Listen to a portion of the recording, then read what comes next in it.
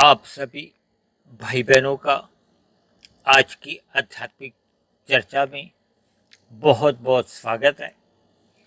आज की चर्चा का विषय है आत्मा के अस्थायी 84 लाख स्थूल शरीर। देखिए, आज की चर्चा में कई बातें आ जाती हैं। एक तो आ गया आत्मा, फिर दूसरा शब्द जो मुख्य रूप से है वो है अस्थायी, और फिर साथ में हमने कह दिया 84 लाख, और साथ में हमने कह दिया स्थूल शरीर। जब इन बातों का जिक्र आता है तो एक साधारण मनुष्य के लिए थोड़ी बात अचंभे में पड़ जाती है, क्योंकि सर्वप्रथम हमें जानना होगा कि ये स्थूल शरीर क्या है। जब स्थूल शरीर है तो इसके अलावा भी कोई शरीर होते हैं, जैसा कि हमारी तो देखिए चर्चाओं में अक्सर 3 शरीरों की चर्चाएं तो होती रहती, स्थूल शरीर, सूक्ष्म शरीर और कारण शरीर। क्योंकि हमने 84 लाख एक अंक भी दिया है, यानी कि एक संख्या भी बताई, क्योंकि शास्त्रों में 84 लाख प्रकार की जोनियां बताई गई हैं, और कहीं कहीं तो शास्त्रों में 84 लाख जोनियों के साथ साथ नरक जोनियां और स्वर्ग जोनियां भी कही, और कहीं कहीं शास्त्रों में ऐसा भी कहा गया कि 84 लाख जोनियां हैं, यानी कि उसमें स्वर्ग जोनियां भी आ जाती हैं और मनुष्य जोनि तो आ ही जाती है, और मनुष्य से नीचे की भी जोनियां आ जाती हैं। और मैं तो अक्सर इस बात को जोर देकर कहता हूं कि हमें आपको इन आंकड़ों पे अटकना नहीं है। हमने जो मूल तत्व है, जो बात समझने वाली है, उसको समझना है, और अपने मिले हुए जीवन को, जो कि मनुष्य जीवन है, देखिए मनुष्य से ऊपर की भी जोनियां हैं और मनुष्य से नीचे की भी जोनियां। नीचे की जोनियों का तो आपका हमारा एक प्रत्यक्ष अनुभव है कि उनका कोई जीवन सुखमय तो बीतता नहीं है, यानी कि दुखमय बीतता है। और ऊपर की जोनियों का आपका हमारा प्रत्यक्ष अनुभव तो है नहीं। तो शास्त्रों के आधार पर जैसी जैसी हमें जानकारियां मिलती हैं, या हम अनुमान लगा सकते हैं, देखिए, या तो हम शब्दों द्वारा, यानी कि शास्त्रों में जो जो शब्दों द्वारा जानकारी दी गई है हम उनको मान लें, फिर उस पर, क्योंकि हम मनुष्य योनि में हैं तो हम मनन कर सकते हैं, चिंतन कर सकते हैं, अनुमान लगा सकते हैं। मैं तो अक्सर इस बात को जोर देकर कहता हूँ कि मैं भी जितनी भी चर्चाएं करता हूँ, ये तो देखिए मैं शब्दों का उच्चारण करता हूँ, इन बोले गए शब्दों पे भी आपको एक चिंतन करना होता है। मेरे बताए गए ज्ञान की कड़ियों को आपने जोड़ना होता है और उसको तर्क संगत तरीके से मानना होता है। यदि आपको तर्क पूर्वक कोई बात आधी अधूरी लगती है तो मैं तो अक्सर इस वीडियो के अंत में कह देता हूं कि आप अपना कोई प्रश्न रखिए, यानी कि जब तक आपके हमारे जीवन में कोई प्रत्यक्ष प्रमाण नहीं मिलता, क्योंकि अक्सर दो मनुष्यों के बीच में या कुछ मनुष्यों के बीच में जब चर्चाएं चलती हैं तो अक्सर मनुष्य एक शब्द बोल देता है, क्या प्रूफ है। तो मैं तो अक्सर इस बात को जोर देकर कहता हूँ कि देखिए शास्त्रों में 84 लाख प्रकार की जो जोनियां बताई गई हैं, यदि आप 84 लाख नहीं भी मानते, जितने आपने अपने अपने जीवन में देखी है, भले ही वो 5,000 है, 50,000 है, 5 लाख है, 50 लाख है, उतने तो आप मान नहीं सकते, क्योंकि आपका हमारा जीवन जो 80-100 वर्ष का है, हम तो अपने जीवन में प्रतिदिन ही कोई ना कोई ऐसा नया, कभी कभी कोई तितली देख लेते हैं, कोई ऐसा मच्छर देख लेते हैं, या विभिन्न प्रकार के जीव जो आपके हमारे प्रत्यक्ष रूप से देखने में आ ही जाते, तो वो भी तो देखिए हमने आज पहली बार देखा है, तो फिर है तो वो भी एक जोनी। और मैंने तो देखिए पहले भी आपको एक तकरीबन 2 साल पहले एक इस पर चर्चा की थी कि 84 लाख जोनियों का एक रहस्य क्या है, यानी कि ये जो 84 लाख जोनियां देखिए परमात्मा ने कोई बनाई थोड़ी है, ये तो अनादिकाल से चल रही है, जिसका कोई कारण नहीं है। क्योंकि आप और हम देखते हैं ना कि सभी योनियों में रहने वाले सभी जीवों का एक अलग अलग स्वभाव होता है। पक्षियों में भी कितने प्रकार के पक्षी हैं, कोई कैसा स्वभाव का है, कोई कैसे स्वभाव का है, कोई डरपोक है, कोई बहुत ही तामसी प्रवृत्ति के होते हैं। यानी कि वैसे तो देखिए मनुष्य से नीचे की सभी योनियों को ही तामसी कहा गया और मनुष्यों को राजसी योनि कहा जाता है। मनुष्य से ऊपर की तामसी योनि है, क्योंकि 3 गुणों के आधार पे ये सभी चर्चाएं त्रिगुणात्मक बन जाती हैं। और मनुष्य से ऊपर की योनियों को सात्विक कहा जाता है, क्योंकि ऊपर की योनियां तो तभी जन्म मिलता है जब हमारे पाप और पुण्य कर्मों का जो कर्माशय में पुण्य कर्मों की अधिकता होती है।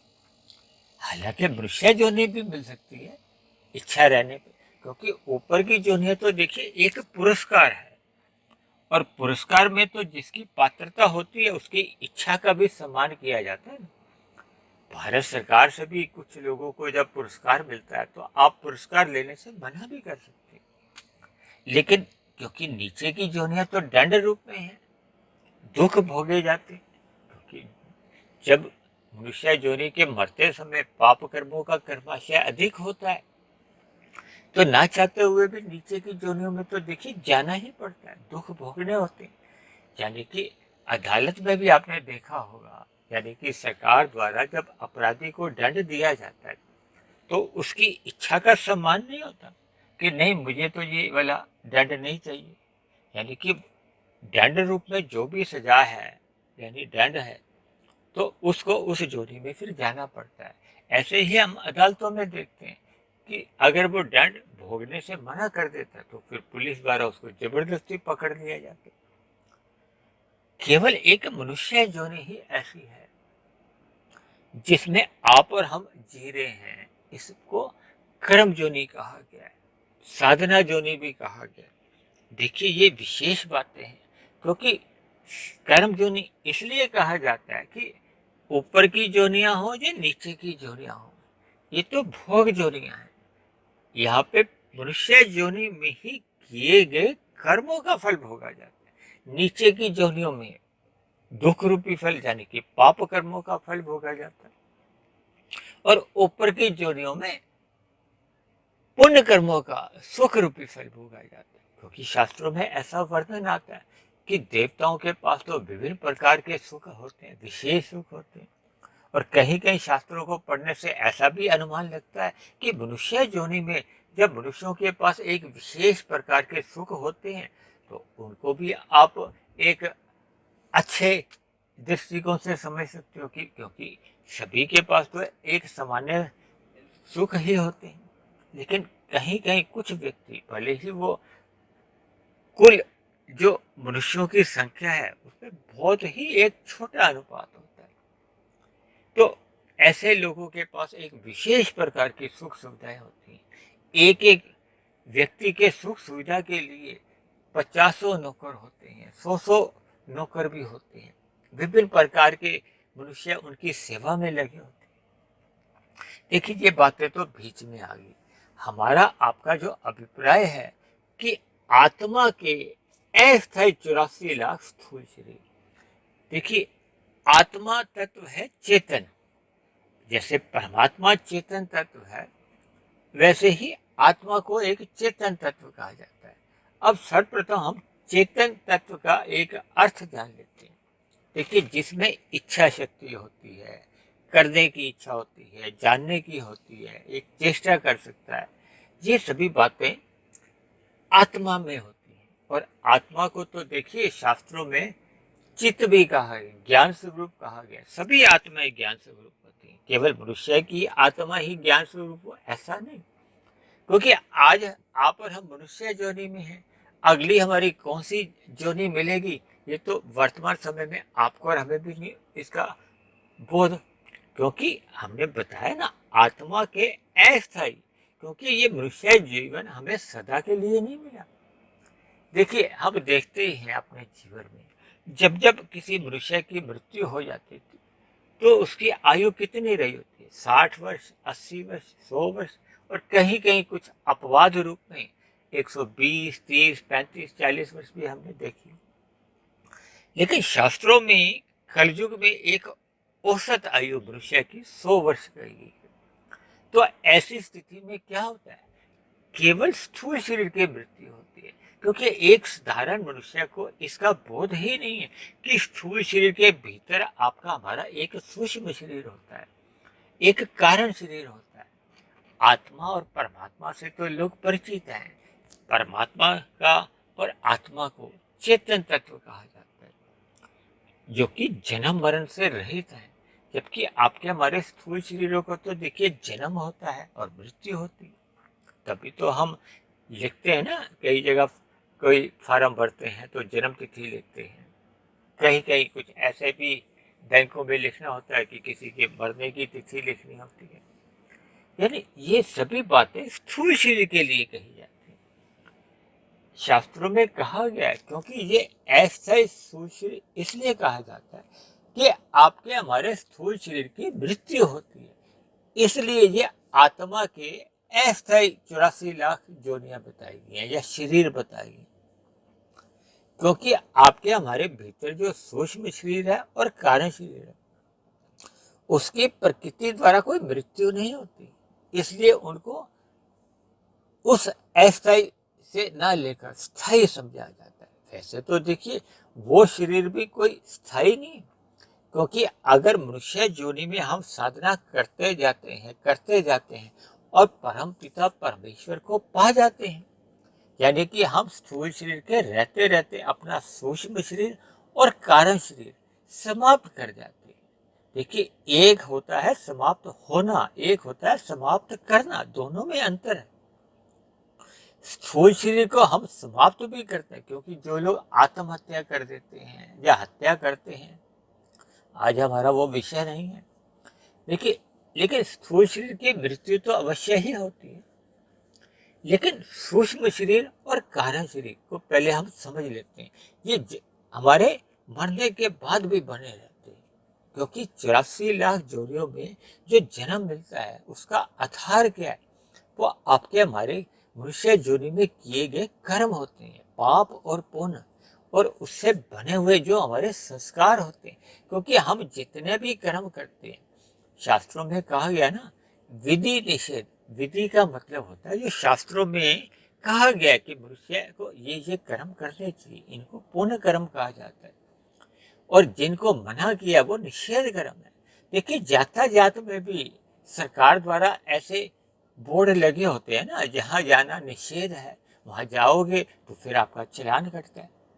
यानी कि एक विधि निषेध का तो देखिए आप और हम अपने व्यवहार में भी देखते हैं, यानी कि हमें निषेध या निषिद्ध कर्मों को नहीं करना, अन्यथा हमें उसका दंड मिलता है।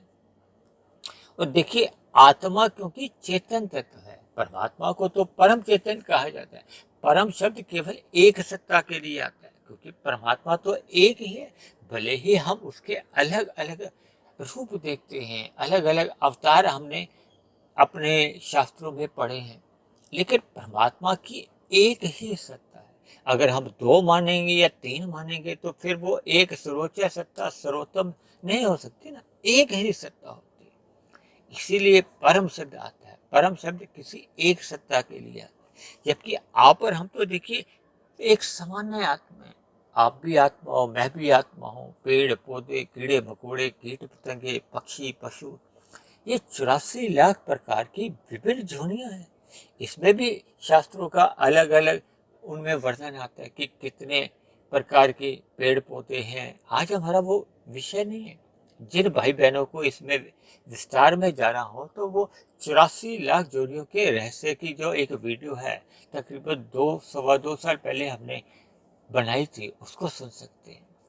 देखिए आत्मा को एक शरीर चाहिए, या फिर वो आत्मा परमात्मा के साथ विचरण कर सकती है। जब जब हम 84 लाख प्रकार की जोनियों में विचरण करते हैं तो आपको और हमें जो भी एक आत्मा है उसको एक शरीर की आवश्यकता होती है। यानी कि आत्मा अपने बिना शरीर के नहीं रह सकती, या तो उसको परमात्मा के संग चाहिए। यानी कि जब हम मायातीत हो जाते हैं, मायातीत क्या है, जब हमारा ये जो तीन शरीर है ना, यानी प्रकृति के जो हमारे ऊपर तीन बंधन हैं, स्थूल शरीर, सूक्ष्म शरीर और कारण शरीर, ये समाप्त हो जाते हैं तो फिर हमें पुनः जन्म नहीं मिलता, मोक्ष की प्राप्ति हो जाती है। तब ऐसी स्थिति बनने पे फिर आत्मा परमात्मा के आनंद में रहती है। एक मोक्ष काल है, बहुत ही लंबा काल है, उस पर भी कभी हम एक विस्तार से एक अलग वीडियो बनाएंगे। देखिए, मोक्ष काल में एक लंबे काल के लिए मनुष्य है, यानी कि आत्मा एक आनंदमय स्थिति में रहती है। क्योंकि शास्त्रों में देखिए एक शब्द आता है सच्चिदानंद। आत्मा के लिए सत्य और चित्त कहा जाता है। प्रकृति के जो तीन गुण हैं, तमोगुण, रजोगुण और सतोगुण, इनको केवल सत्य कहा जाता है, चित्त नहीं कहा जाता, आनंद नहीं कहा जाता। जबकि आत्मा के लिए सत्य भी होता है, चित्त भी होता है, और परमात्मा के लिए सत्य भी आ जाता है, चित्त भी आ जाता है, आनंद भी आ जाता है। इसीलिए शास्त्रों में कहीं कहीं ऐसा भी कहा गया कि आनंद में ज्ञान भी होता है, यानी चित्त भी रहता है और सत्य भी रहता है। क्योंकि ज्ञान तो देखिए नित्य रहते ही रहता है। ये जो आध्यात्मिक ज्ञान है, देखिए ये जो भौतिक ज्ञान होते हैं ये तो बदलते रहते हैं, लेकिन शास्त्रों में जो जो ज्ञान की, आध्यात्मिक ज्ञान की चर्चाएं आती हैं वो तो एक नित्य रहता है। चाहे वो सतयुग है, चाहे त्रेता है, चाहे द्वापर है, चाहे कलयुग है, और अनादिकाल से कोई एक बार थोड़ी ये युग हुए हैं, ये तो क्रम चलता रहता है। इनको चतुर्युगी कहा जाता है। फिर ऐसे कितने चतुर्युगी मनवंतर आते हैं। ये एक सृष्टि काल में हमने एक चर्चा की थी। यानी कि इन सभी युगों में ये जो आध्यात्मिक ज्ञान है ये नित्य बना रहता है, इसमें किसी भी प्रकार का कोई परिवर्तन भी नहीं होता। देखिए, भौतिक ज्ञान में तो फिर भी आप और हम परिवर्तन देख सकते हैं। वैज्ञानिक आज कुछ बात कहते हैं, उसमें फिर जब और आविष्कार हो जाता है तो उस भौतिक ज्ञान को कुछ बदल दिया जाता है। यानी कि ये बातें देखिए एक सूक्ष्म बातें होती हैं। आत्मा के जो ऐसे 84 लाख स्थूल शरीर का मतलब ये है कि आपके हमारे जैसे ही स्थूल शरीर की मृत्यु होती है, जो कि इस बात को हम अक्सर स्वीकार करते हैं और इस बात को हमने अपने जीवन में एक प्रत्यक्ष रूप से माना है। क्योंकि शास्त्रों में देखिए तीन बातें के प्रमाण आते हैं ना, शब्द प्रमाण, अनुमान प्रमाण और प्रत्यक्ष प्रमाण। और मृत्यु का तो आपका हमारा ये प्रत्यक्ष प्रमाण में आ जाता है, शब्द में भी आ जाता है, अनुमान का भी है और प्रत्यक्ष भी।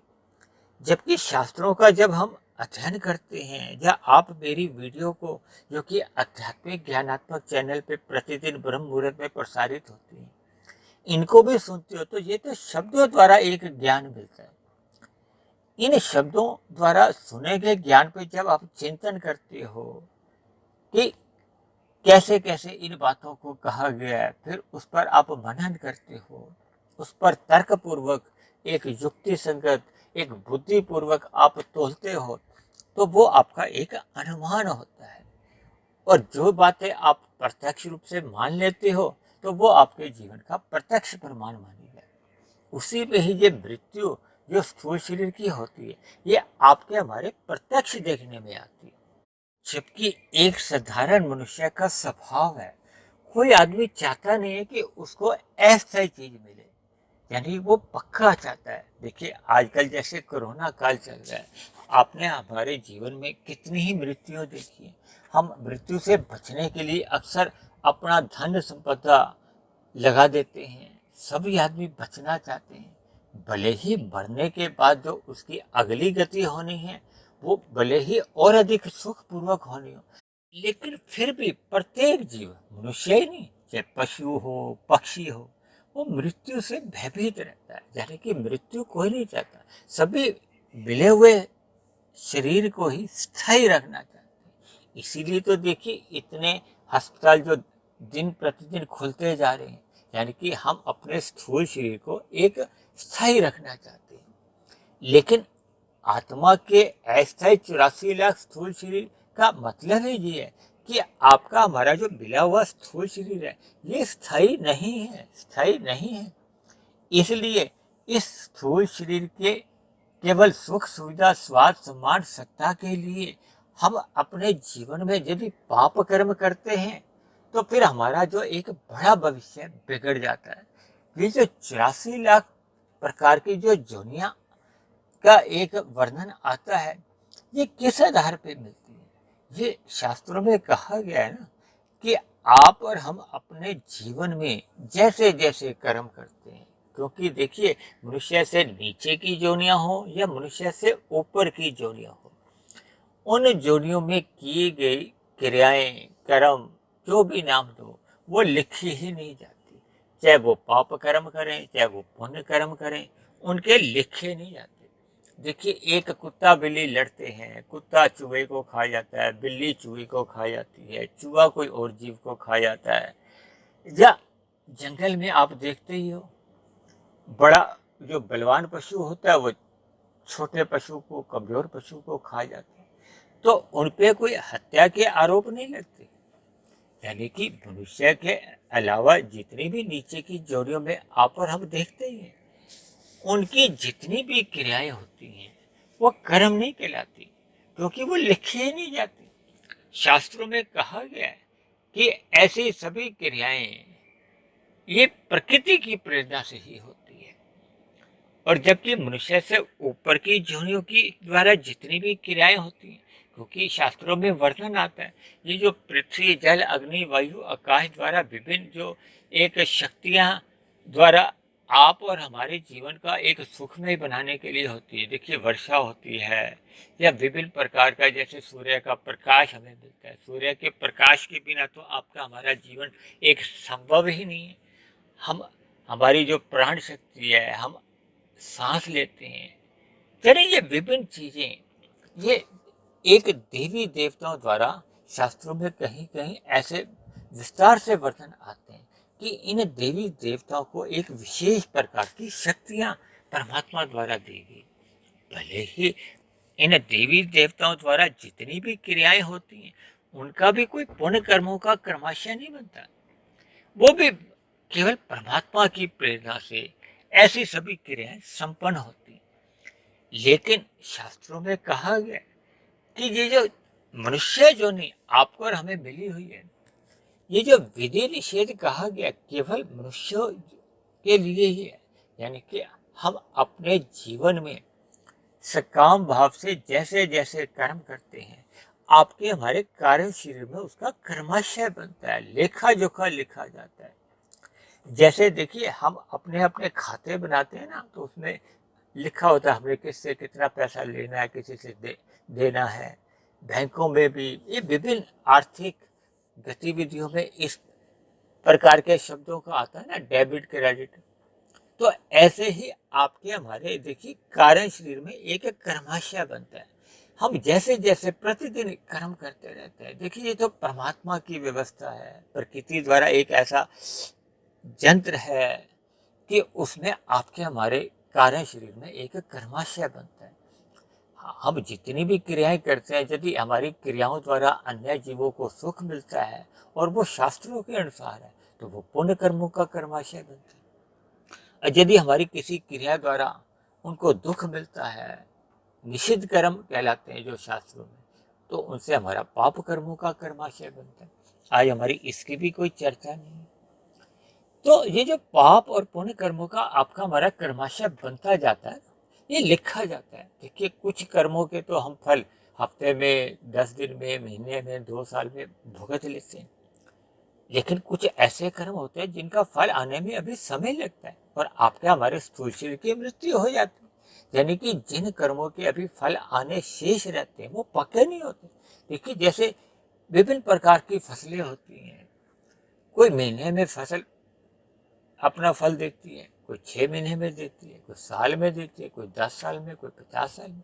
ये विभिन्न प्रकार के बीजों का एक स्वभाव होता है। इसी तरह आपके हमारे किए गए जो कर्म होते हैं, उनका भी तो एक स्वभाव होता है, उनको भी तो पकने में समय लगता है। और जब वो पकते हैं, तब अगर हमारा आपका स्थूल शरीर नहीं रहता, या वो पके हुए फलों का इस मनुष्य योनि में फल भोगना संभव ही नहीं, तो फिर ऐसे सभी किए गए आपके हमारे पाप पुण्य कर्म ये संचित कर्मों में चले जाते हैं। शास्त्रों में 3 प्रकार के कर्म बताए गए। एक संचित कर्म, जो एक बहुत बड़ा कर्माशय बनता जाता है। उसी में से जो हम जन्म के साथ ही कुछ लेके आते हैं ना, सुख दुख रूप की जो परिस्थितियां हमें मिलती हैं, जिसको कोई किस्मत कहता है, कोई भाग्य कहता है, शास्त्रों में उसको प्रारब्ध कहा गया। प्रारब्ध का मतलब ये होता है कि वो हमें सुख और दुख जो मुफ्त में मिलते हैं, यानी जिनके लिए हम कोई नई पुरुषार्थ नहीं करते, नए कर्म नहीं करते।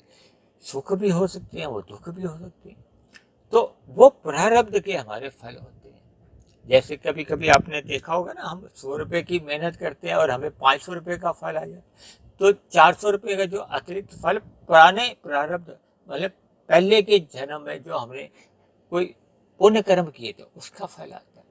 कभी कभी हम 1000 रुपये की मेहनत करते हैं, फल आता है केवल 300 रुपये।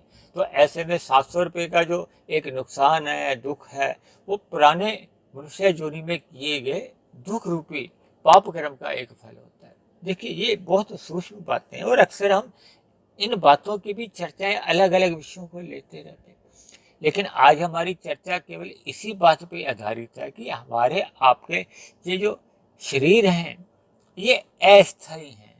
इसलिए मनुष्य को मिले हुए जीवन में, मनुष्य योनि में, ये जो कर्म योनि है, तो अपने द्वारा होने वाले कर्मों को एक ध्यान पूर्वक करना चाहिए, उस पर विचार विमर्श करते हुए शास्त्रों का ज्ञान लेना चाहिए। शास्त्रों में जैसे जैसे हमें दिशा निर्देश दिए गए, उनका हमें अपने जीवन में पालन करना चाहिए। तभी तो बार बार कहा जाता है कि मनुष्य को अपने जीवन में सत्संग करना चाहिए, ज्ञान में स्थिति में रहना चाहिए।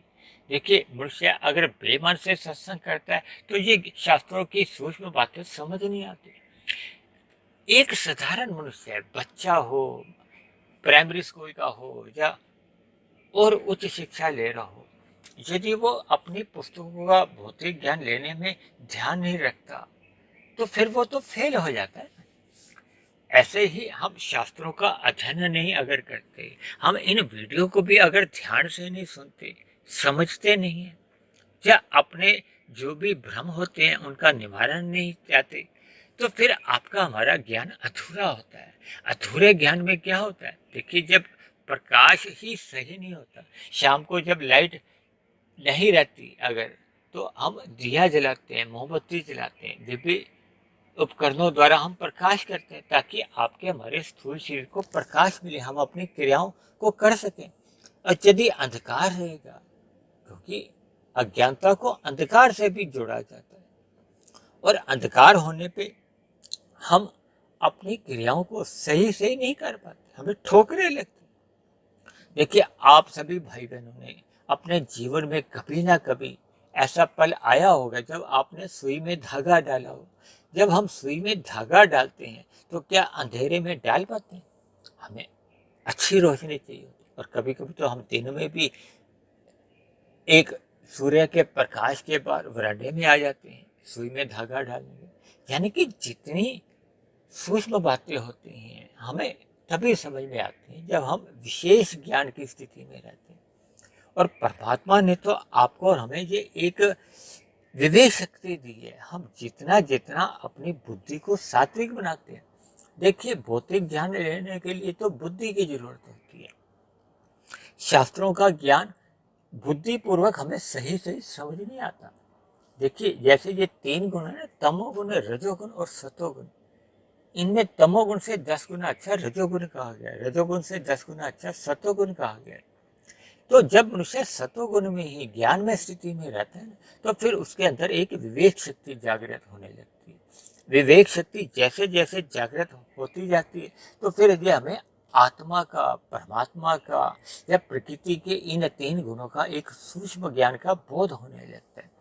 फिर हमें अपने कर्मों में सुधार लाने के लिए एक समुचित ज्ञान मिल जाता है कि हमें कौन से कर्मों से बचना चाहिए। फिर शास्त्रों की सभी जो ज्ञान की कड़ियाँ होती हैं, वो जुड़ने लगती है। क्योंकि मनुष्य योनि तो देखिए कर्म योनि है। मैं तो अक्सर कई बार अपनी इस मनुष्य योनि को राजा योनि भी कह देता हूँ, क्योंकि देखिए, जैसे फलों में आम को राजा कहा जाता है, फूलों में गुलाब को राजा कहा जाता है, मैं तो अपनी चर्चाओं में मनुष्य योनि को एक राजा योनि कहता हूँ। क्योंकि राजा योनि का मतलब ही होता है, राजा का महत्व होता है ना, बाकी जोनियों का तो कोई महत्व ही नहीं, क्योंकि हमें कर्म जोनी जो कही जाती है वो तो मनुष्य जोनी को कहा जाता है। और राजा जोनी में इस अर्थों में कहता हूँ कि मनुष्य जोनी पाकर हम परमात्मा को जान सकते हैं, समझ सकते हैं, परमात्मा से जुड़ सकते हैं। और सबसे बड़े जो हमारे आपके पास जो एक अवसर है कि हम परमात्मा को पा सकते हैं। और पाना तभी संभव होता है जब हम मिले हुए जीवन में स्थूल शरीर के रहते रहते, देखिए जैसे ही अगर स्थूल शरीर मर जाता है तो फिर तो सूक्ष्म शरीर और कारण शरीर, हमारे कारण शरीर में जैसा जैसा कर्माशय बना होता है, जैसे जैसे संस्कार बने होते हैं, फिर हमें 84 लाख जोड़ियों में फिर एक नया स्थूल शरीर मिल जाता है, या आत्मा एक नए स्थूल शरीर का एक निर्माण कर लेती है। क्योंकि आपका हमारा जो स्थूल शरीर है वो तो पृथ्वी जल अग्नि वायु आकाश का बना है। इसी तरह आपके हमारा जो सूक्ष्म शरीर है वो 17 तत्वों का होता है। 5 आपके हमारी ज्ञानेंद्रियां होती हैं जिनसे हम 5 विषयों के सुख लेते हैं। 5 कर्मेंद्रियां होती हैं जिनसे हम नए कर्म करते हैं, पुरुषार्थ करते हैं। और 5 हमारे ये भोग विषय भी होते हैं, या उनको आप सूक्ष्म तत्व भी कह सकते हो। शास्त्रों में उनको तन्मात्रा का भी नाम दिया गया। वो है गंध, रस, रूप, स्पर्श और शब्द। ये आपके हमारे भोग विषय कहलाते हैं, ये सूक्ष्म भूत भी कहलाते हैं। इन्हीं के द्वारा ही ये जो आपके हमारे स्थूल शरीरों का जो निर्माण होता है ना, ये इनके द्वारा ही होता है। देखिए आपका और हमारा जो जन्म हुआ है ये हमारे माता पिता के जो एक सहयोग के कारण ही होता है। देखिए ये एक प्रक्रिया है। शास्त्रों में 4 प्रकार के एक जन्म के स्थान बताए गए। पहला कहा गया है ये जो देखिए उद्भिज जोनि होती है, जो पृथ्वी से नीचे से निकलती है ना, ये पेड़ पौधे सारे उद्भिज जोनियों में आते हैं। इसी तरह ये स्वेदज जोनियां कहलाती है, ये जो पसीने से गंदगी से पैदा हो जाती है, ये स्वेदज जोनियां कहलाती हैं। ये कीट पतंगे, मच्छर, बैक्टीरिया, ये सब गंदगी से पैदा होते हैं। इसी तरह एक जोनी कहलाती है तीसरी अंडज। अंडज का मतलब होता है ये जितने भी पक्षी होते हैं ना, आपने अपने घरों के आसपास अक्सर देखा होगा कि ये कबूतर कौवे ये जो अंडे देते हैं। कबूतर तो अक्सर आपके हमारे घरों में बरामदे में इधर उधर जहाँ उनको स्थान मिलता है वो घोंसला बना लेते हैं और अंडे दे देते हैं, और अंडों से फिर वो नए कबूतर के बच्चे जन्म लेते हैं। इसी तरह पशुओं का जो जन्म होता है ना उसको कहते हैं जरायुज। और देखिए मनुष्य का जो जन्म है या पशुओं का जो जन्म है, इनको मैथुनी सृष्टि कहा जाता है। देखिए आप देखोगे कि आपने अक्सर अपने घरों के आसपास कुत्तों का जो बच्चे होते हैं, उनके तो देखिए बच्चे 4-4, 6-6, 10-10 भी होते हैं। तो उनकी पशुओं की और मनुष्यों की जो सृष्टि कही गई है उसको मैथुनी सृष्टि कहा जाता है। यानी कि ये 4 प्रकार के ये विभिन्न एक स्थूल शरीरों का निर्माण होता है। इनके पीछे भी जो 5 भोग्य विषय होते हैं ना, उनसे ही ये स्थूल शरीरों के निर्माण होते हैं।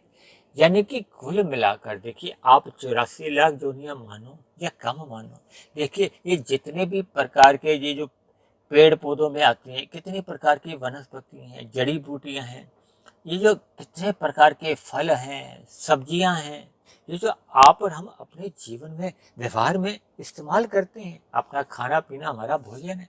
देखिए शास्त्रों में फल सब्जियां खाने के लिए तो मनाही नहीं है, भले ही वो भी जीव है, उनमें भी आत्मा होती है। ये जो हमारे घरों में जितने भी दालें होती हैं, मिर्च मसाले हैं, ये भी देखिए वनस्पति से ही आते हैं, जड़ी बूटियों से ही आते हैं। आयुर्वेदिक में तो विभिन्न रोगों का इलाज ही इन जड़ी बूटियों से होता है। तो ये वनस्पति विभिन्न प्रकार की जोनियां हैं। तो ये 84 लाख प्रकार की जोनियों में आपने देखो ना कितने प्रकार के पेड़ पौधे हैं, कीड़े मकोड़े हैं। देखिए आपने अक्सर बंद गोभी छिलते हुए, बैंगन में, सब्जियों में विभिन्न प्रकार के एक रेंगने वाले जीव होते हैं, वो भी तो जोनी है। देखिए जोनी का मैं आपको एक बहुत ही एक साधारण अर्थों में एक ज्ञान देता हूँ कि जहाँ जहाँ कुछ भी एक पदार्थ में आप वृद्धि देखोगे ना, चाहे वो आप मानसून के दिनों में देखोगे कि छोटे छोटे पौधे उगाते हैं, तो उसमें जब तक आत्मा का प्रवेश नहीं होगा उसमें वृद्धि नहीं हो सकती। यानी कि आत्मा तत्व जो चेतन तत्व आने से ही उस पदार्थ में एक वृद्धि देखी जाती है। तो ये आत्मा का एक प्रवेश कह लो। यानी कि ये देखिए, मैंने जितने भी ये जो बताई, कितने प्रकार के आप मच्छर देखते हो, तितलियां देखिए, कुछ लोगों ने तितलियों के ऊपर भी विभिन्न प्रकार की अपनी कॉपियों में चिपकाते रहते हैं, कितने हजारों तरह के उनके पास उनका एक संरक्षण किया होता है। यानी ये जोनियां कितने प्रकार की हैं, कितने प्रकार के फिर पक्षी हैं। आप चिड़ियाघर में जाओ, या ये जो टीवी पे कुछ चैनल ऐसे आते हैं वो दिखाते हैं, इसी तरह समुद्र में रहने वाली कितनी ही जोनियां हैं। इसी तरह कितने प्रकार के पशु हैं जो आप हम चिड़ियाघर में भी देखते हैं, जंगलों में बनी हुई फिल्मों को देखते हैं। और मनुष्य जोनि तो आपको और हमें जो मिली हुई है, इसलिए आत्मा के ये जो ऐसे 84 लाख स्थूल शरीर है, इनका मैंने अपने एक साधारण बुद्धि के स्तर पर शास्त्रों के ज्ञान से, परमात्मा की प्रेरणा से विभिन्न प्रकार की आपको जोनियों का एक वर्णन किया है। और कैसे कैसे ये आत्मा के जो ये ऐसे स्थूल शरीर माने जाते हैं। तो इन सभी बातों को आप अपने दिमाग में थोड़ा चिंतन कीजिए और मिले हुए मनुष्य जीवन का एक अवसर को लाभ उठाइए। लाभ क्या है? देखिए, हम अपने कर्मों में सुधार करें और अपने सूक्ष्म और कारण शरीर को जितना हम सुधार सकते हैं। देखिए, कारण शरीर में सुधार किसको कहा जाता है? हम तो अक्सर चर्चा करते हैं कि देखिए, कर्मों का तो फल भोग लिया जाता है, वो समाप्त हो जाते हैं, लेकिन हम नए कर्मों में तो एक निष्काम कर्म कर सकते हैं, जिसका गीता में भगवान श्री कृष्ण ने आपको और हमें एक उपदेश दिया। क्योंकि जब जब मनुष्य कोई क्रिया करता है वो निष्काम भाव से करता है, अपना कर्तव्य समझ के करता है, उसको फल लेने की इच्छा नहीं होती, तो फिर ऐसे कर्मों का क्रमशः नहीं बनता। वो आपके हमारे ज्ञान में वृद्धि करते हैं, भक्ति में वृद्धि करते हैं, परमात्मा की जो आपकी हमारी जो मनुष्य योनि में साधना होती है उसमें एक प्रगति होने लगती है। और मनुष्य योनि क्योंकि साधना योनि है, हम कर्म योग में रह सकते हैं, ज्ञान योग की ओर बढ़ सकते हैं। और सबसे बड़ी बात है कि हम अपने मिले हुए जीवन में भक्ति योग में जितनी भी एक उन्नति कर लेते हैं, ये आपकी हमारी एक आध्यात्मिक उन्नति है। आध्यात्मिक उन्नति का मतलब है कि हम अपने कार्य शरीर में जितने भी अज्ञानता के संस्कार हैं या बुरे संस्कार हैं उनको दग्ध बीज कर देते हैं।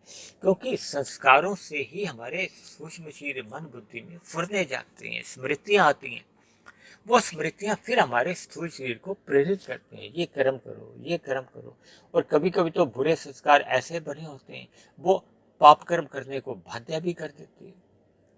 ये जो समाज में आप बलात्कार जैसे या कुछ ऐसे जघन्य अपराध होते हैं जो आप देखते हो अपने जीवन में, ये किसके कारण होते हैं? क्योंकि ऐसे अपराध करने वालों के जो कारण शरीर में बहुत ही बुरे संस्कार होते हैं, और उन संस्कारों से ही फिर वो सूक्ष्म शरीर में ऐसे उनके इच्छा जागती है, और परिस्थितियों के मिलते ही वो ऐसे कर्म अपराध कर जाते हैं जो कि बहुत ही जघन्य अपराध माने जाते हैं, पाप कर्म माने जाते हैं। तो फिर इसी तरह जब मनुष्य के मरते समय उसके संचित कर्मों में अगर पाप कर्मों की एक अधिकता हो गई है, तो फिर मनुष्य को क्रमशः नीचे की जोनियों में जाना पड़ता है।